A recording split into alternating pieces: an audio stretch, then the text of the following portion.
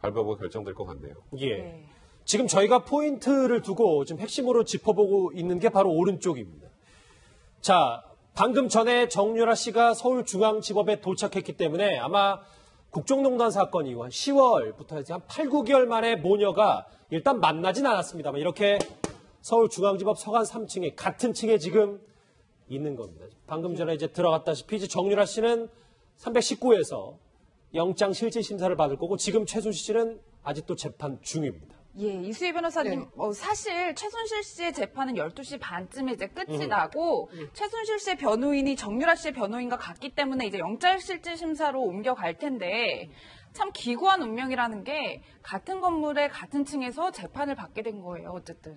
거기다 구속영장이 발부가 되면은 같은 구치소에서 또 구속까지 돼야 되니까 두 모녀만 그 인간적으로만 두고 본다면은 좀 잔인한 처사일 수도 있죠. 보통 검찰에서 이렇게 한 가족이 어떤 범죄에 연루되어 있을 때, 뭐 중대범죄가 아닌 한은 같이 기소하는 경우가 기소는 같이 하더라도 구속까지 같이 하는 경우는 굉장히 드물거든요. 하지만 이 사건이 가지는 의미가 크고 또 하나는 정유라 씨가 그 국내 송환을 거부했기 때문에 검찰 입장에서는 영장을 청구하지 않을 수가 없는 거죠. 뭐 최순실 씨에 대한 이제 심리적인 어떤 압박도 있지만 여하튼 뭐 같은 법원에 같은 층에서 있지만 최순실 씨는 아마 딸의 그 지금 상황을 지켜보고 좀 눈으로 확인을 하고 싶을 텐데 둘이 또 공범관계이기 때문에 만날 수는 없어요. 아마 뭐 정유라 씨는 몰라도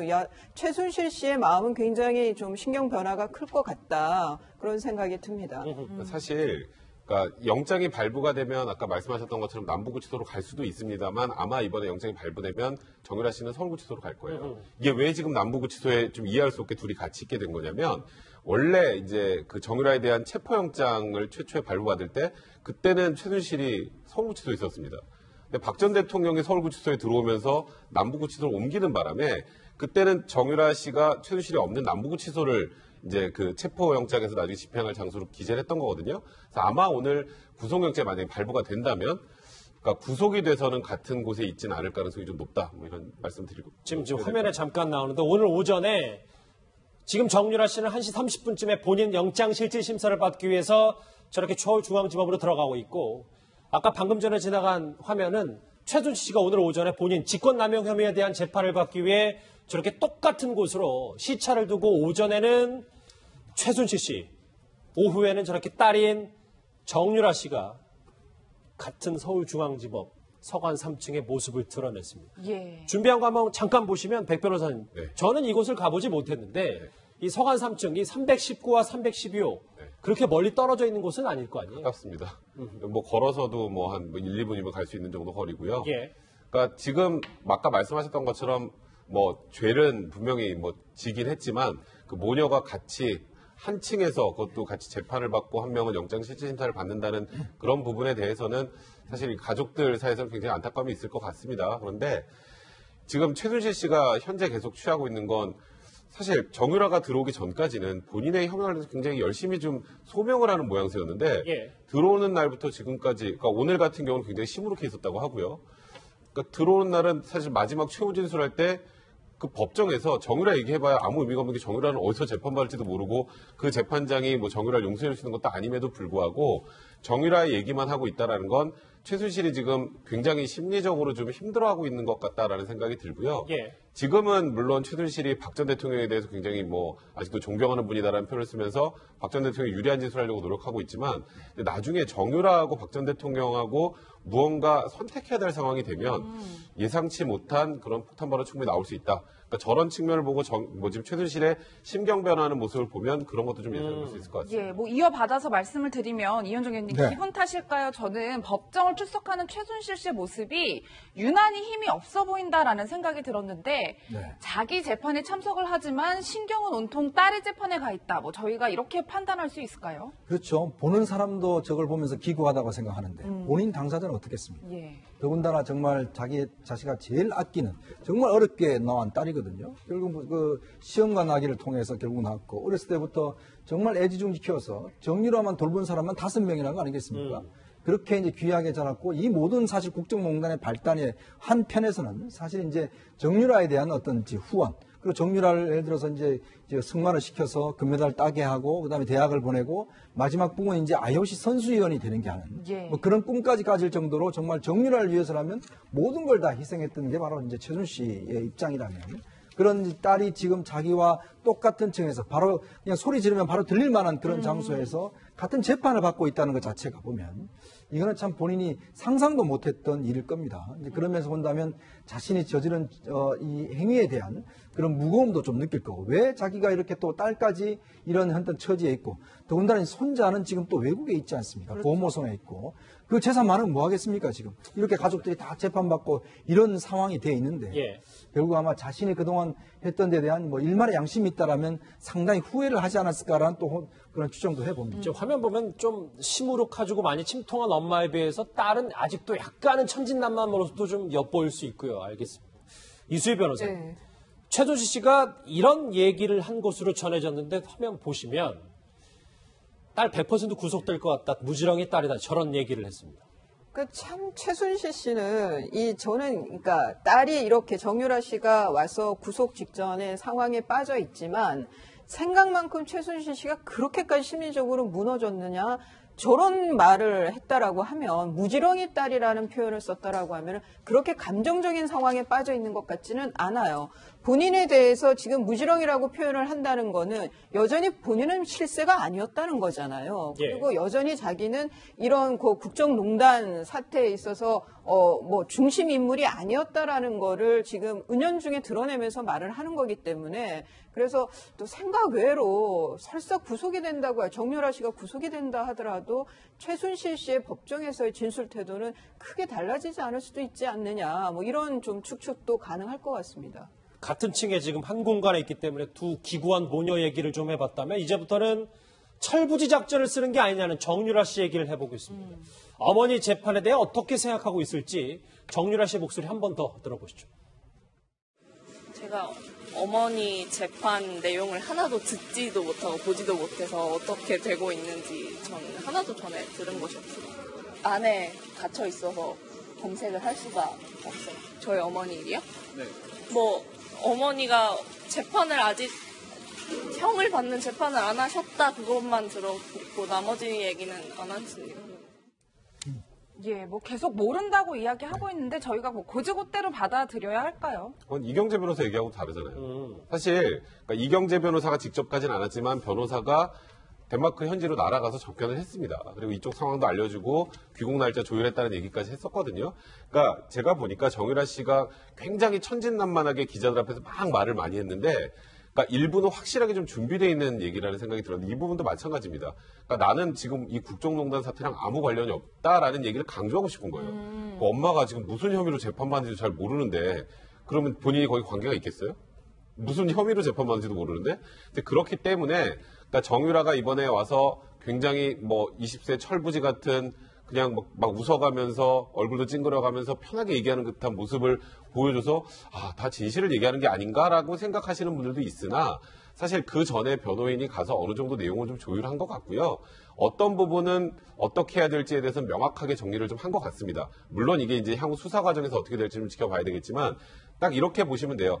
이거는 엄마가 다 했고 난 잘 모른다. 그리고 지금 엄마가 무슨 혐의로 재판받는지 잘 모른다. 그리고 심지어 준비해온 말 중에 기자들 질문 안 하니까 갑자기 했던 말도 있어요. 박 전 대통령하고 우리 엄마와 사이 관계 잘 모른다는 얘기 있잖아요. 그건 물어보지도 않았거든요. 그러니까 준비해온 건 해야 되는 거예요. 계속 엄마 핑계 되는 거죠. 네, 그렇죠. 엄마 핑계 대고 엄마 박근혜 대통령이 얼마나 친한, 그러니까 얼마나 뭐 최근에 뭘 같이 했는지 잘 모른다는 얘기를 하고 싶었기 때문에 물어보지도 않은 질문에 대한 답까지 했던 거를 보면 확실히 철부지처럼 보였으나 준비는 많이 하고 왔다. 이렇게 말씀드릴 될 것 같습니다. 철부지처럼 보였지만 준비는 많이 하고 왔다. 이 분석을 또 한 인물이 했습니다. 목소리 같이 들어보시죠. 저는 제 전공이 뭔지도 사실 잘 모르고 저는 한 번도 대학교에 가고 싶어 한 적이 없었기 때문에 저는 입학 취소에 대한 거에 대해서는 드릴 말씀이 없고 죄송합니다. 실제로도 본인이 대학을 안 가고 싶었던 건 맞는 것 같아요. 그럼에도 불구하고 그러면 이제 전면적으로 그러면 정유라 씨가 예. 그런 상황에 대해서 거부를 했냐면 또 그건 아니거든요.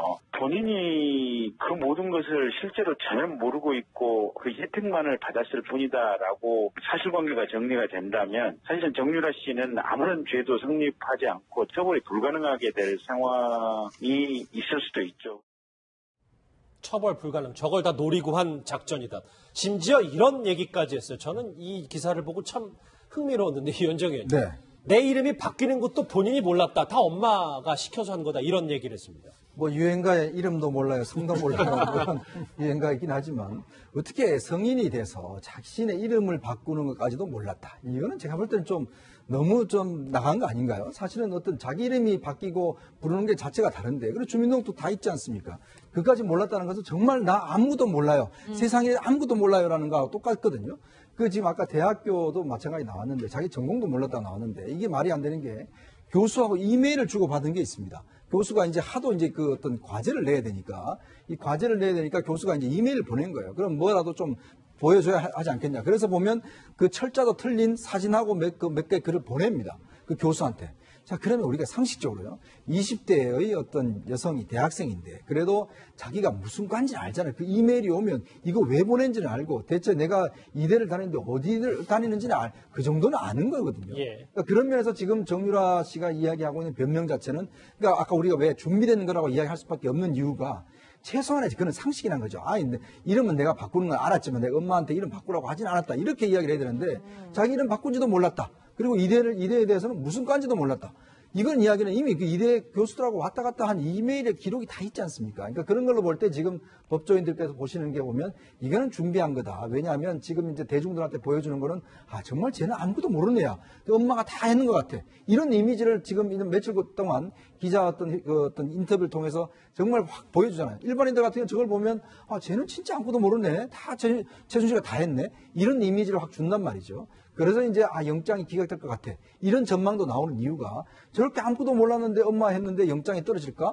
그리고 또 모녀를 함께 가둘까? 이것에 대한 또 여론도 있지 않겠습니까?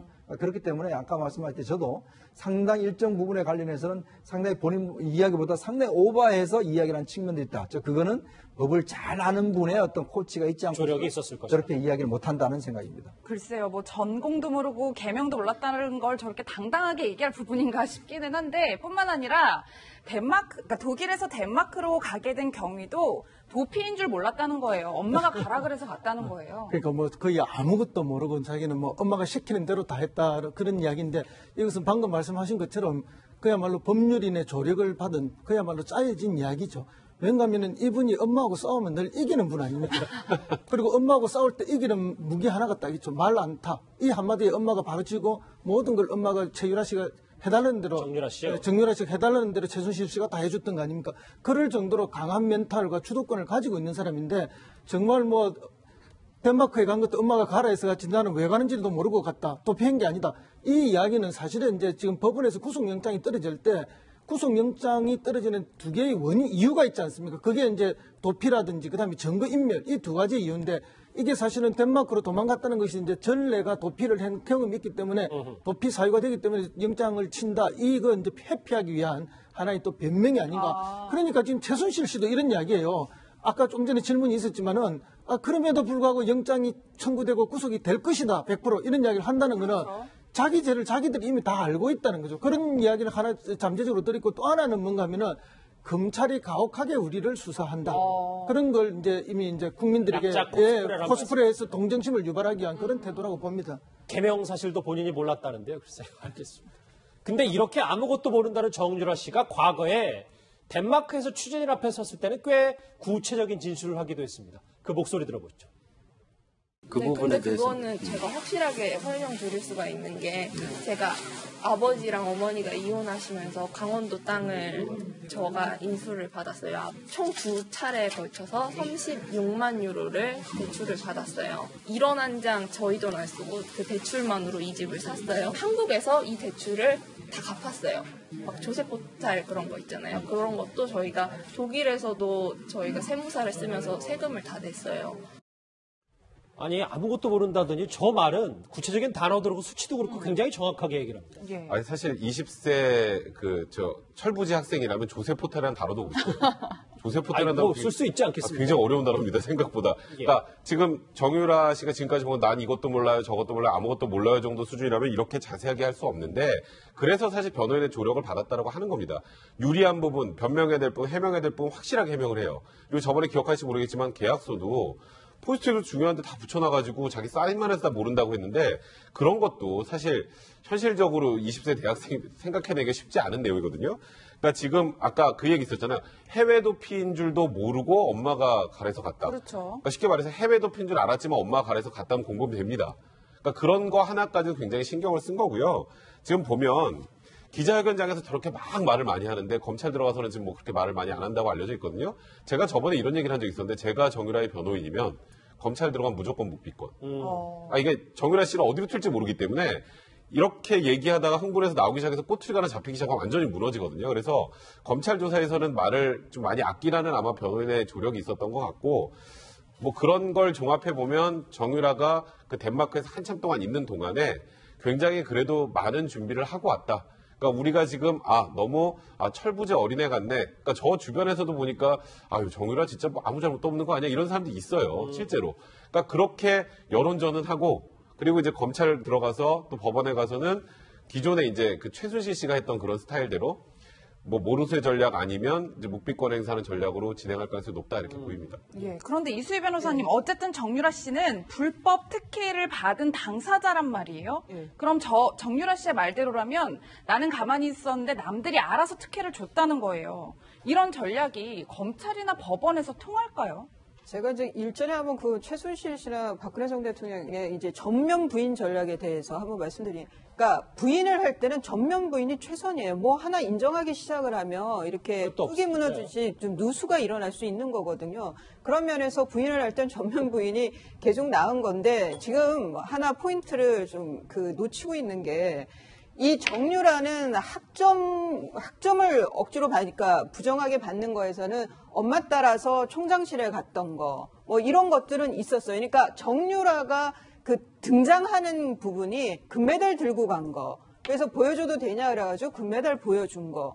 그런 거 이럴 때 정유라가 최순실을 통해서 알았느냐요. 엄마를 통해서 엄마가 부정입학을 시키려고 하는 정황을 얘가 알았느냐. 그걸 알면서 이용했고 그리고 자기가 금메달을 보여주고 하는데 같이 가공한 역할을 했느냐가 이제 법적으로 의미가 있는 거거든요. 그런데 그 전 단계로 최순실 씨가 이대 관계자들이 정유라를 부정입학을 시키는데 최순실 씨가 어떤 역할을 했는지는 지금 크게 드러난 게 없어요. 이거는. 그러니까 중요한 거는 최순실 씨가 정유라를 부정입학을 시키는데 한 역할, 그 역할이 뚜렷해야 되고 그리고 그 역할을 최순실이 정유라가 알고 그걸 그대로 하라는 대로 따라간 이 정황이 드러나야 되는 거거든요. 그런 알겠습니다. 면에서 정유라 씨의 저 부정입학, 학점은 결국 부정입학 부분도 썩 쉽지는 않을 거예요. 유죄 얘기 나오기가. 쉽진 않다. 이수 변호사님 그렇게 보시는 거예요. 오른쪽에 준비한 거 마지막으로 보시겠습니다. 최종적으로 정리하면 312호에서 본인 직권 남용 혐의로 재판을 받던 최순실 씨는 12시 30분에 모든 재판이 끝났어요. 정확히 1시간 뒤에 딸인 정유라 씨가 아마 이런 조언은 없었지만 8개월 만에 아마 같은 공간에 있습니다. 지금 한 6분 뒤면은 본인의 영장 실질 심사가 이 서관 3층 319에서 진행이 될 텐데 백 변호사님. 네. 오늘 밤늦게 결정이 된다고 하는데 이수희 변호사님은 약간 좀 부정적으로 보셨는데 아니 그 영장 말씀을 드리는 건 아니고 실제 공판에서의 유죄 문제를 따질 때의 말씀. 백 변호사님은 오늘 구속될 거라고 보세요? 저는 거의 100% 구속이 될 거라고 생각을 하는 게요.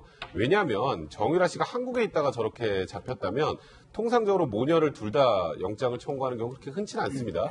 하지만 정유라 씨는 한국에 없고 덴마크에 있고 들어오는데 끝까지 안 들어왔잖아요. 그럼 영장 그 사유 중에 발부 사유 중에 제일 중요한 도주의 우려는 거의 명확하다고 봐야 될 것 같고요.